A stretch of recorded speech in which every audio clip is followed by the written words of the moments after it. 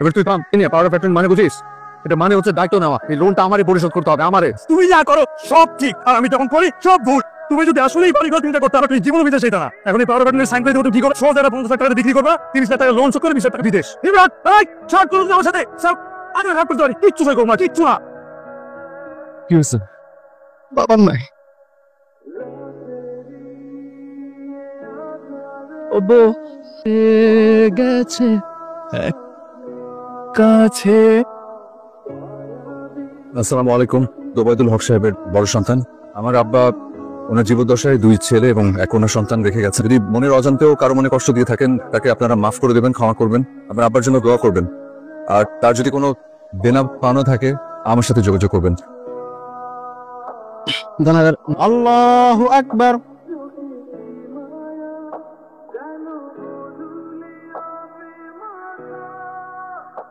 দেখো ভাবিজা, যা হওয়া তা তো হয়ে গেছে। এখানকার বিষয়ে কিছু ভাবছো? তো আসলে তেমন কিছু জানি না, সবকিছু একটু বুঝে নেই। বাকিদের সাথে কথা বলে সিদ্ধান্ত নেওয়া যাবে। তুমি জানো কিনা জানি না, তোমার আব্বা আজগর আলী সাহেবের কাছ থেকে বড় অঙ্কের একটা টাকা ধার করছে। উনি এই এলাকা কি প্রভাবশালী হইল? ওনার কাছ থেকে আবার অন্য সেকেন্ড। তার তখন বিরাট হেরম। আপনাদের হোটেলের ঠিক উল্টা দিকে এই সালাতে রেস্টুরেন্ট দিচ্ছে। আমাদের ব্যবসা ডাউনের দিকে, আগের মতো আর চলে না। দোষ তো আপনার। আপনি তো আব্বারে উস্কাইছেন এই লোন নেওয়ার জন্য, অথচ টাকা কোনো কাজেই আসে না। ভদ্রভাবে কথা বল। আমি এইভাবেই কথা বলি। এই ব্যবসা উনিও আগলে রাখছেন, এটা বলে দেখছেন। পরেই থাকবে। আপনি ওকে আমার সামনে সিগারেট ধরাইলো, চাচার সামনে। আম্মা, আব্বা যে এতগুলো টাকা লোন করছে তুমি জানতা? তবে রাতে দেখতাম কি ঘুমাতো না, কি যেন সারাক্ষণ ভাবতো। আমি তো কোনো কুল কিনারা পাইতেছি না আম্মা। পরিবারের সবার সাথে কথা বল, চিন্তা করিস না, সব ঠিক হয়ে যাবে। আব্বা এত টাকা কেমন লোন করলো রে? আমি লোন করছি তুই জানোস না মনে হয়? তুই অনেক বড় হয়েছিস এখন। এই যে মাঝে মাঝে একটা ইম্যাচুরিটি ঢং করস না, আমার ভালো লাগে। কি তোর কিছু লাগবে ভাইয়া? পারি বোতল দিয়ে যায়। তুই কোথায় যাচ্ছিস? আমি ড্রয়িং বাবু কার সাথে ঘুমা? কি বড় রেখেছিস? ঘুমের মধ্যে হাত পা ছেড়ে ছেড়ে অভ্যাস হয়েছে, ঝামেলা চেয়ে নিলেছে। তুমি নিজে আসলা, তো কাগজ দিলা, তারপর টাকাগুলো মানে আছে। আবার নমিনি করে রেখেছে সব এনাম বাইরে। সেইটাই তো, ভাইজানদের কেন মনে দিবে? ভাইজান থাকে বিদেশে, দিনে দিনে তোমারে। উঠেন। তুমি এখানে? হ্যাঁ আসলাম দেখে। বসো।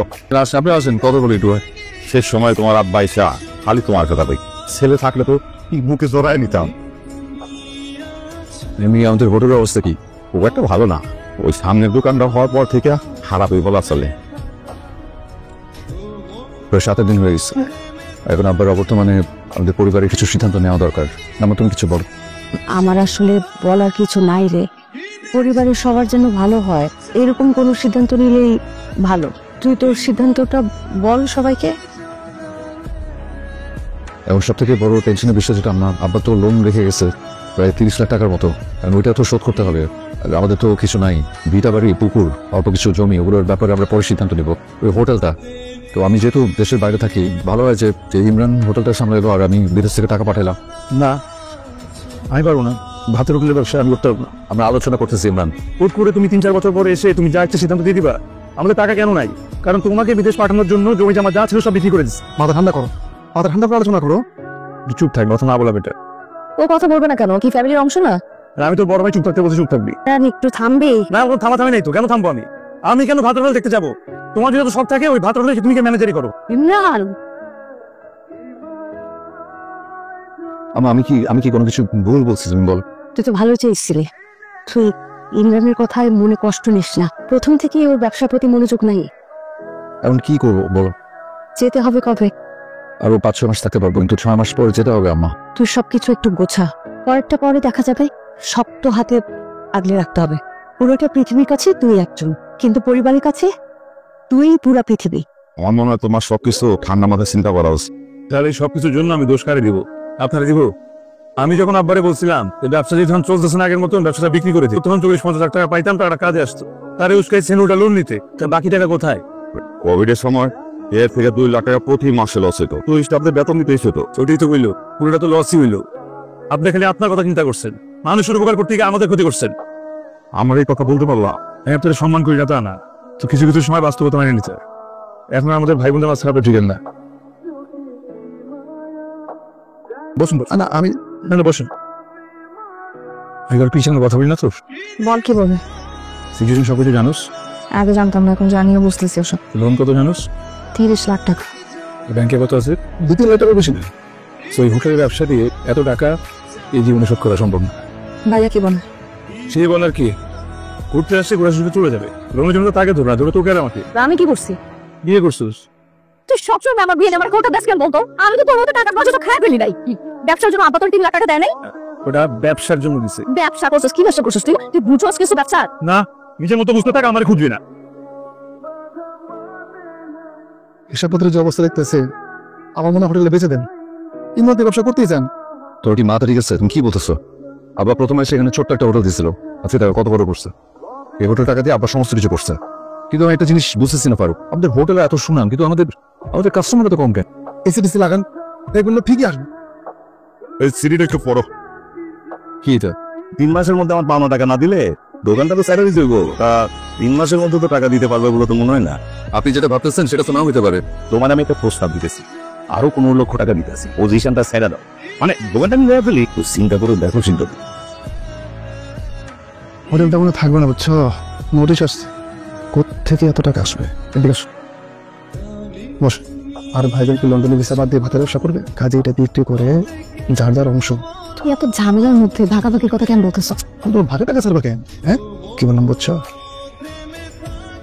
আপনি কি চা খাবেন? না আচ্ছা ঠিক আছে। মেঘা, আব্বা আমাকে তোমার কথা বলছিল, আমি আব্বাকে তখন কিছু বলি নাই। আর এখনকার সিচুয়েশন তো জানি, আমার ওইখানে এখনো রেসিডেন্সি হয় নাই। মেঘা তুমি খুব ভালো একটা মেয়ে, আমি আসলে তোমাকে কোনো কিছু নিশ্চয়তা দিতে পারবো না। আর এই অনিশ্চয়তা নিয়ে জি তুমি কি আমার কথা শুনে কষ্ট পেয়েছো? না, আমি তো মেয়ে, আমার একটা দাবি আছে। আমার মনে হয় কি হোটেলটা বিক্রি করে দিলে সবার জন্য ভালো হয়। তুমি হোটেলটা বিক্রি করে টাকা পয়সাগুলো আমাদের মধ্যে ভাগ করে দাও। বড় ভাই তো তার ভাগেটা নিয়ে নিছে, আমি কিন্তু আমার ভাগে কিছু পাই নাই। আমার তোর আব্বার সব স্মৃতি মুছে ফেলবি, হোটেলটা আসলে আর চলবে না। ঠিক আছে, আমি তাহলে বড় মেয়ের সাথে কথা বলি। কি এটা পাওয়ার বেতনের কাগজ, তোদের সাইন লাগবে। রাজু সাহেবকে নোটিস পাঠিয়েছে, কারণ আমি ঠিক করছি যে এই মুহূর্তে যাবো না, মেদিকটাকে একটু বুঝে নিই। আচ্ছা তাহলে এখন যেটা করতে হবে, আমাদের পাওয়ার অফ অ্যাটর্নি তোমাকে দিতে হবে, তুমি সব দায়িত্ব নিয়ে নিও। আমার যদি চালাতে হয় তাহলে তো আমার পাওয়ার প্যাটার্নই লাগবে। আগে তো যা খাওয়ার খাইছো, এখন একবারে যা আছে কাঁচায় সব গিলে ফেলবা। তুই কিন্তু অতিরিক্ত করতেছিস। হ্যাঁ আমি কি ছেড়ে নেই বাড়ি? ভাইয়া বিদেশে যেতে জমি জমা যা আছে বিক্রি করে 20 লাখ টাকা বাইরে ধরে দিচ্ছে। আবার এইভাবে কথা বলবি না। কেন বলবো? অবশ্যই বলবো। সে যা করছে তোমার জন্য করছে, তোমার ইউকে সিটিজেনশিপ হয়ে গেছে। তোকে কেউ পড়াশোনা করতে না করছে? আমি ব্যবসা করতে চাইলে দোষ, আমি তো প্যারা ঘুমাতে পারবে না। তোর এখানে তো ধুমধাম করে দিয়ে করতে হবে। হ্যাঁ কিসব ফালতু কথা বলতেছিস তুই? এবার তুই কাম নিয়ে পাওয়ার প্যাটার্ন মানে বুঝিস? এটা মানে হচ্ছে দায়িত্ব নেওয়া। এই লোনটা আমারই পরিশোধ করতে হবে, আমারে। তুমি যা করো সব ঠিক, আর আমি যখন করি সব ভুল। তুমি যদি আসলেই বাড়ি ঘর চিন্তা করতে পারো, তুমি জীবন বিদেশ এটা না। এখন এই পাওয়ার প্যাটার্নের সাইন করে দেবো, কি করো? 50 লাখ টাকা বিক্রি করবা, 30 লাখ টাকা লোন শোধ করে 20 লাখ টাকা বিদেশ। ইমরান এই ছাড় করুন আমার সাথে সব। আমি রাগ করতে পারি, কিচ্ছু সই করবো না, কিচ্ছু না। আছে আমার তো সই লাগবে, তো আমাকে 20 লাখ টাকা দিতে হবে। তোমরা সবাই মিলে ষড়যন্ত্র করতেছো।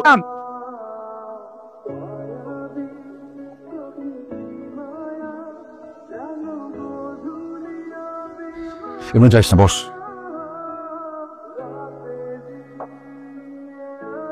আমি কালকে সন্ধ্যা চলে যাচ্ছি। আবার পর তোর অনেক রাত, তাই না? জুলাইয়ের 14 তারিখ আর পরীক্ষা ছিল। সকাল থেকে কি দুশ্চিন্তায় পরীক্ষা দিতে গেছে, এদিকে আমাকে হসপিটালে নিয়ে গেছে। পরীক্ষাটা শেষ করে দৌড়ায় হাসপাতালে চলে গেছে তোকে দেখার জন্য। তোরে করে নিলাম ছোট ছোট আঙ্গুল, আবার আঙ্গুলটা ভাবে শক্ত করে জড়ায় ধরছিলি। তোর কি যেন মনে হলো যে ওই আঙ্গুলটা আমি ছেড়ে দেবো? তুই যখন বলছিস যে আমি নাকি সবকিছু নিয়ে নিবো, আমার খুব কষ্ট লাগছে রে। ভাই কি ভাইয়ের জিনিস নিতে পারে বল? তোর কাছ থেকে আমি কি নিবো যেখানে আমি আমার নিজের কলিজাটা তোকে দিয়ে রাখছি? একটা জিনিস আমার চাওয়ার আছে, সেটা হচ্ছে ভাইয়ের ভালোবাসা। আমি আমি যা কিছু ছিল সবকিছু তোদের নামে লিখে দিচ্ছি, তোর আর মাহির নাম। সরি, আমার ভুল হয়েছে। আমি আবার কাছ থেকে টাকা নিয়ে বিদেশে পড়তে চলে গেছিলাম। আমি সব ফেরত দিদি করে। মায়ের খেয়াল রাখিস, কার সাথে খারাপ ব্যবহার করিস না, ভালো থাকিস। আমার ভুল বুঝিস না রে ভাই। তুই তোর অংশ বুঝে নিবি, সাথে আমারটাও। মানে মানে আমি আমার অংশ ছেড়ে দিচ্ছি, ঠিক আছে? আমি গোজ গাছে চলবে।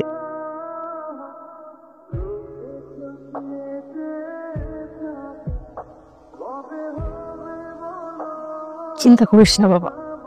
দোয়া করো মা।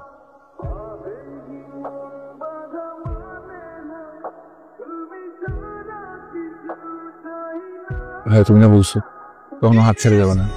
তাহলে এখন কেন চলে যাচ্ছ? ভুল করার অধিকার আছে তোদের। চার দেখি আগলে ফিরে এসেছি